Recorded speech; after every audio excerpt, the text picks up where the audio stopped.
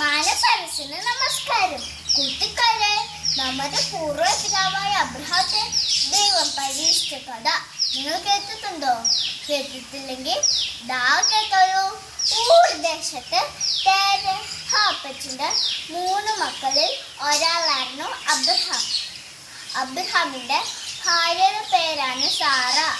അബ്രഹാമിന്റെയും സാറാജിയും വലിയ സന്തോഷമുള്ള ജീവിതമായിരുന്നു അവർക്ക്.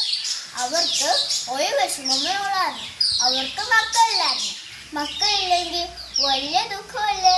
അവർ മക്കളില്ലാത്തതുകൊണ്ട് ദൈവത്തോട് പ്രാർത്ഥിച്ചു. അബ്രഹാമിന്റെ 100 വയസ്സായപ്പോൾ ദൈവം അബ്രഹാമിന് സാറായിക്ക് ഒരു മകനെ കൊടുത്തു. ആ മകന് ഇസഹാക്ക് എന്ന് പേരിട്ടു. അവർക്ക് വലിയ സന്തോഷമായി. അങ്ങനെ ഇരിക്കെയാണ് ദൈവം അബ്രഹാമിനെ പരീക്ഷിക്കാൻ തീരുമാനിച്ചത്. ഒരിക്കൽ ദൈവം അബ്രഹാത്തെ പരീക്ഷിക്കാൻ തീരുമാനിച്ചു. അബ്രഹാത്തോട് പറഞ്ഞത് എന്താണെന്നോ? അബ്രഹത്തിന്റെ ഏക മകനല്ലേ ഇസഹാക്ക്.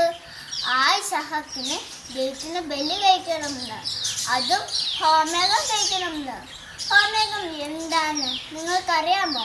കല്ലൊക്കെ കുത്തിവെച്ച് തറ ഉണ്ടാക്കി അതിൻ്റെ മുകളിൽ വിറക് വെച്ച് അതിൻ്റെ മുകളിൽ ആണക്കരുത്തി തീക്കൊളുത്തൻ്റെ ഭൂമിയിലേക്ക് വരുന്നതിൻ്റെ മുമ്പ് ആൾക്കാർ ദൈവത്തിനോട് പ്രാർത്ഥിച്ചു.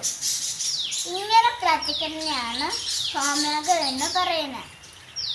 എന്ത് കഷ്ടമാ ദൈവത്തിൻ്റെ പരീക്ഷണം അല്ലേ? പക്ഷെ അബ്രഹാം ദൈവം പറഞ്ഞ പോലെ തന്നെ ചെയ്യാൻ തീരുമാനിച്ചു. അബ്രഹാം രാവിലെ എഴുന്നേറ്റ് തന്റെ കരുതിയും രണ്ട് വേലക്കാരെയും കൂട്ടി തന്റെ മകനെ ഇസഹാക്കിനെയും കൂട്ടി ഭാര്യയോട് പോലും പറയാതെ മോറിയ ദേശത്തേക്ക് എത്തി. കുറച്ചു കഴിഞ്ഞപ്പോൾ ഇസഹാക്ക് അബ്രഹാത്തെ വിളിച്ചു. അപ്പ അപ്പ. അബ്രഹാം വിളിയിട്ടു. എന്താ മകനെ, ബലിക്കുള്ള കത്തിയും വിറകുണ്ടല്ലോ, പക്ഷെ ഹോമയാഗത്തിനുള്ള കുഞ്ഞാടിൻ്റെ. അബ്രഹാം പറഞ്ഞു, അതൊക്കെ ദൈവം കരുതിക്കുള്ള മകനെ.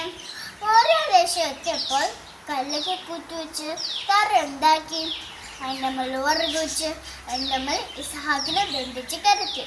പാവ ഇസഹാക്കിന് മനസ്സിലായി തന്നെ ബലിയായിക്കാന്ന്. അബ്രഹാം കത്തിയെടുത്തു. പെട്ടെന്ന് അബ്രഹാത്തെ വിളിച്ചു. അബ്രഹാം നീ നിന്റെ കുഞ്ഞിന് ഒന്നും ചെയ്ത് ഇസഹാക്കിന്റെ മേൽ കൈവെക്കരുത്. നിന്റെ ഏകമകനായ ഇസഹാക്കിനെ ബലിയിക്കാൻ വേണ്ടി കാണിച്ചില്ല. നിന്റെ ദൈവപ്പായപ്പോൾ എനിക്ക് മനസ്സിലായി. പെട്ടെന്ന് ആട്ടിൻകൊച്ചിൻ്റെ ശബ്ദം കേട്ടു.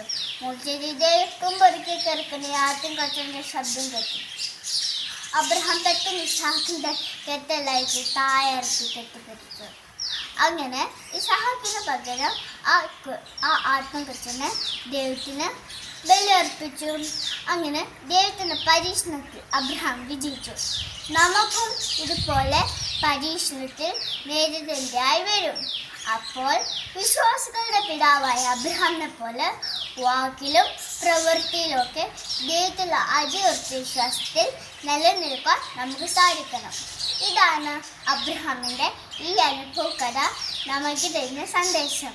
നന്ദി, നമസ്കാരം.